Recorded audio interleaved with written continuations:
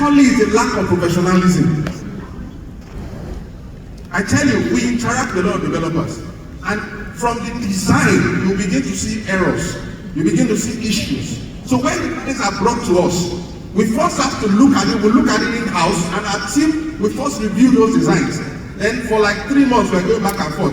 Go and change this. There should be a window here. There should be this here. There should be that here. And then we ask questions. Where are your consultants?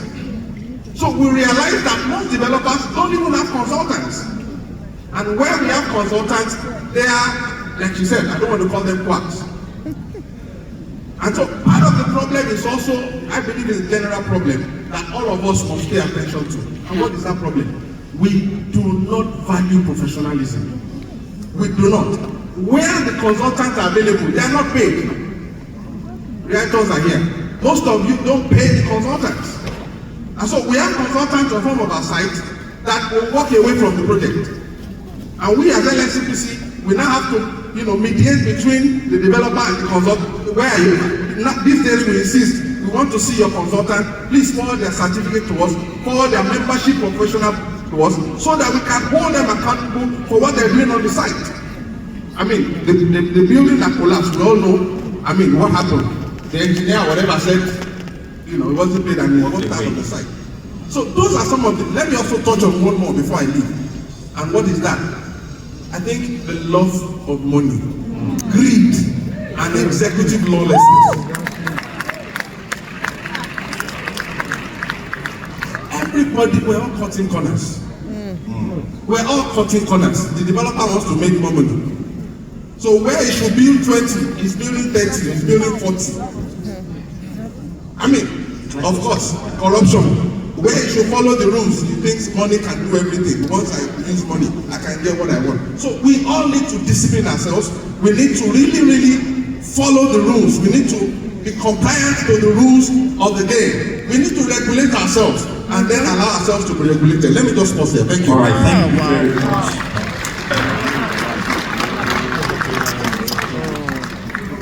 My honorable mayor, let's bring it in our what are you doing in your LCDA, and by extension, what is Lagos State's position, and what are the mitigating regulations that were put in place? Thank you very much. Thank you very much. Firstly, I want to appreciate Minister of Housing, Lagos State Government, for inviting me here to visit. You'll be surprised at what is he doing in the local government chairman. When I came on board, I look at our comparative advantage, that how can we, increase our revenue, and also look at our strong areas. And I realized that we have over 27 hectares of land that has been demolished because of the crime rate. It was slum, so we decided to regenerate the location, turn it to an housing estate. I'm telling you as of today, my local government, actually the LCDA created by our LCDA was the first to go into housing development in Nigeria. And it was to the commission on Friday by Mr. Governor. So now, at the local level, at the local government level, we have to follow all the established frameworks. Lagos State has actually established the strongest building framework in Nigeria. And we all know that. We have the material testing, we have Lagos State Building Control, we have LASRERA, we have other agencies that looks into this. But most of our developers, our private sectors, our partners, they've actually intentionally refused to follow all these rules. I'm sorry, I know it might, you might not like it, but a lot of the developers they don't want to go through that route, because one, they believe that they don't want to pay the government the prescribed fee. But at the end of the day, I can tell you that if you're buying a land, the first thing I believe you should do is to go for searches, to search if this land is habitable, if it's due for, you can use it for development. development. But most of us now, most of the real estate developers have refused, intentionally ignore this. They believe that they have a lot of experience, and the next thing you see when they buy a land, they want to do groundbreaking immediately. They want to get money, like my brother said, greed of money.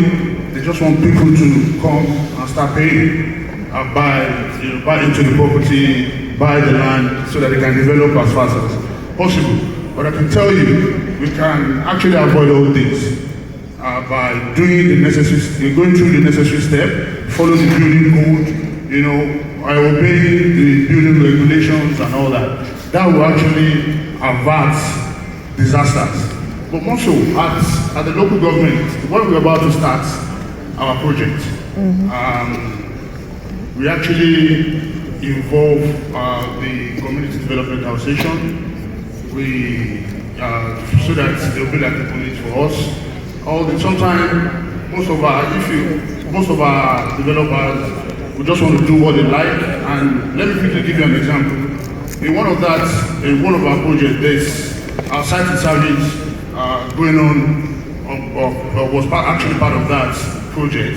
Somebody bought a land, and it was during the construction. They noticed that it was not, after the first slab, the roof level, they actually refused to actually construct the roof beam. Which will know that if there's a heavy wind or rainfall, the roof will actually be blown away.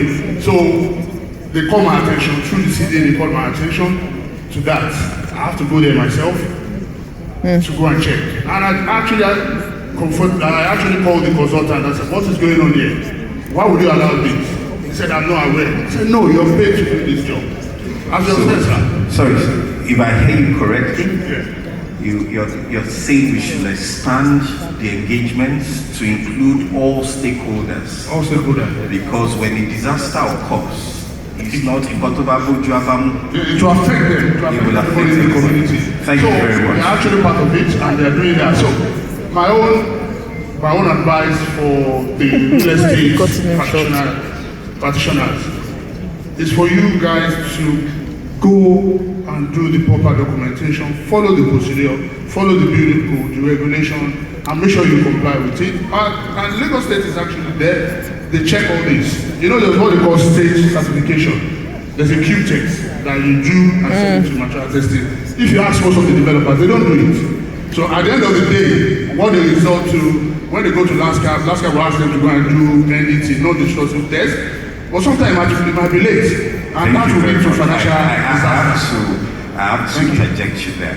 Now, the conversation will not be concluded today, so we'll be announcing the link where we keep the conversation going, where your questions can be asked.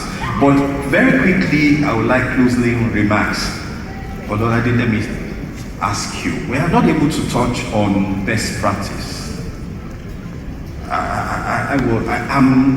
I'm persuaded to talk about one, for example. I really talk about Amsterdam. I've done extensive research about Amsterdam. Amsterdam is below sea level. And they have these massive gutters that go around the whole of Amsterdam. And they make sure the water circulates. Now they've gone an extent further to use those gutters as tourist opportunities. So you go in these canoes where you see the whole city. So we're not able to look at what are new ways, digitalization, we didn't talk about it. So each one of you, 1 minute closing counsel, what are you suggesting that we'll take away from here, whether to your relatives, to the government, what are we? I know one of the things that is still missing and the government should do is enforcement.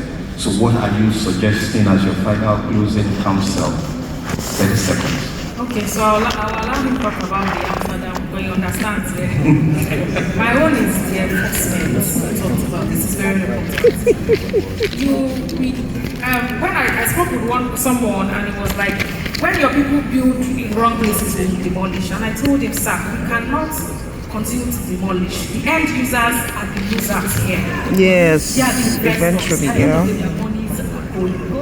Let us put us on check. let us be liable for those disasters we will sit up. So for enforcement that you talked about, it's very important at this point. So enforcement. Yes. Thank you very much. Then he talked about lack of professionalism. I would agree with that. He talked about developers wanting to make money, clients wanting to buy cheap. So we need to understand that houses are not cheap. Therefore, let's not be quick to sell cheap houses. Houses are not Preach on. Because they're not cheap housing materials. Thank you. Thank you very much. Mr. Mayor, your 30 seconds. Okay, I won't speak on Amsterdam. I'll speak on advocacy. And I'm speaking to the government now. Advocacy and regulation. I can tell you, if you call 20 people on the streets today and you ask each person to tell you what they believe was the reason why those houses in the Lekki area were demolished, most people would not know. I was asked this question far away in Saudi a week ago, and I tried to defend my country, but to be honest, I didn't have the correct answers. It behoves on the government to educate the people. Let us know where the developers went wrong. Let us also know so that buyers will beware. Because what we call collateral damage is a big problem. If people start saying that you can buy a property in Lagos and you lose it, it's the beginning of a problem. Ghana is taking a lot of the African Americans from us. As we went 3 years ago, 1st of January 2020, the year COVID started. And I tell you, 186 African Americans, I was speaking to them, trying to get them to come to Nigeria, and most of them, well, some were afraid of crime, and the others were afraid of our titling. We need to let people know survey receipts and purchase receipt isn't title. Yes. We need to let people know, when people come to me, 36 years of real estate practice, and ask me to check this title, I say, I'm not a lawyer.